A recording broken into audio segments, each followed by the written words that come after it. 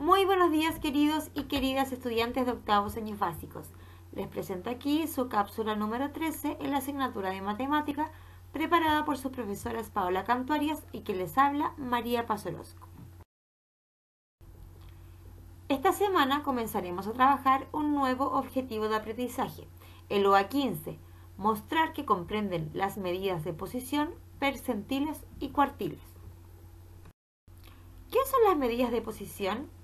Las medidas de posición dividen un conjunto de datos en grupos con el mismo número de individuos.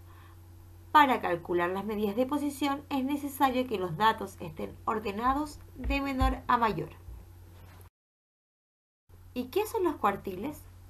Son 3 valores de la variable que dividen a un conjunto de datos ordenados en 4 partes iguales, de ahí el nombre cuartiles. Los cuartiles representan los valores 25%, 50% y 75% de los datos. Los cuartiles se representan con una Q. El cuartil 1 es Q1, el cuartil 2 es Q2, que es el mismo valor que la mediana. El cuartil 3 es Q3. Por ejemplo, en un determinado espacio hay 5 casas y se ha investigado cuántas personas viven en cada una de ellas. Para saber los cuartiles voy a ordenar los datos de menor a mayor. Allí yo hice un cuadro donde coloco X1, X2, X3, X4 y X5 y la X sería la representación de la posición de las casas de menor a mayor. Entonces, en la primera casa hay 2 personas, en la segunda casa hay 2 personas, en la tercera casa 3 personas, en la cuarta casa 4 personas y en la 5 hay 5 personas. Una vez ordenados los datos, podemos calcular cuáles son los cuartiles.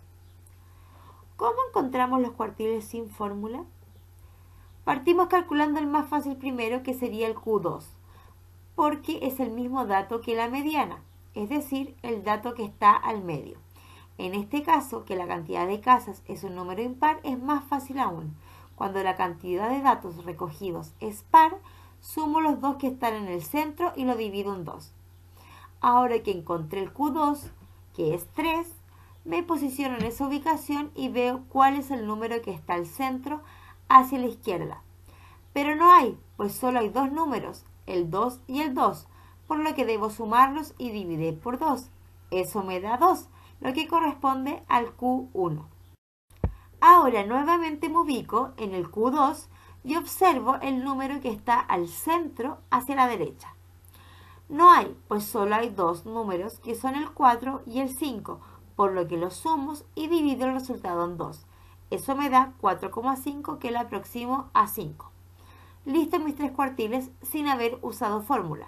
Q1 sería 2, Q2 sería 3, Q3 sería 5. ¿Y cómo calculo los cuartiles con una fórmula?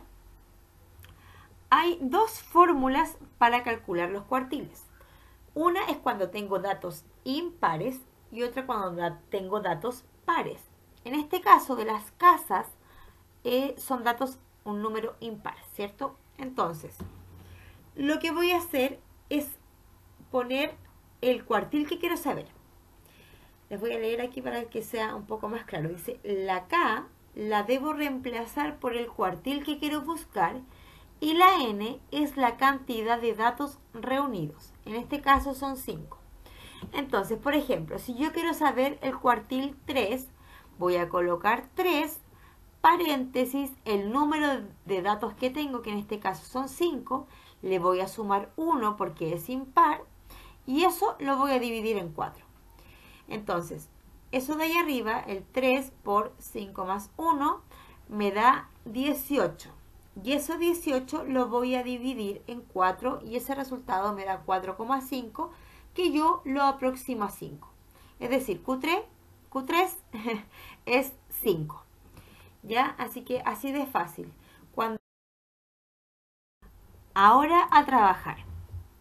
En un estudio de la rapidez límite se puso un dispositivo en un tramo de una carretera para registrar la rapidez de los automóviles entre las 8 y las 9 de la mañana. Las rapideces en kilómetros por hora registradas fueron las siguientes. Y allí salen un montón de datos, ¿cierto? Para yo poder empezar a trabajar, debo saber ordenar esto de menor a mayor. Así que vamos trabajando para que puedan calcular los cuartiles. Actividad 2. Observa el siguiente conjunto de valores que se entregaron como respuesta a la siguiente pregunta. ¿Qué edad tenía tu madre cuando tú naciste? Allí aparecen varias edades, ¿cierto? Que tenemos que ordenarla de menor a mayor para poder calcular los cuartiles. Los puedo calcular de forma manual, ¿cierto? O también con una fórmula. Ustedes van a decidir cómo quieren hacerlo.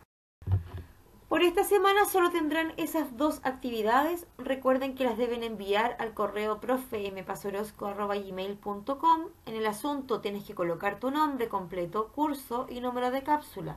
En este caso la cápsula 13. El plazo máximo para la entrega es el viernes 21 de octubre hasta las 19 horas. Ojo chiquillos, que esta información corre solamente para los estudiantes que no están yendo a la escuela. Los estudiantes que sí están asistiendo a la escuela vamos a ir trabajando juntos esta tarea. Así que no se preocupen. Eso, les dejo un gran abrazo, cuídense mucho.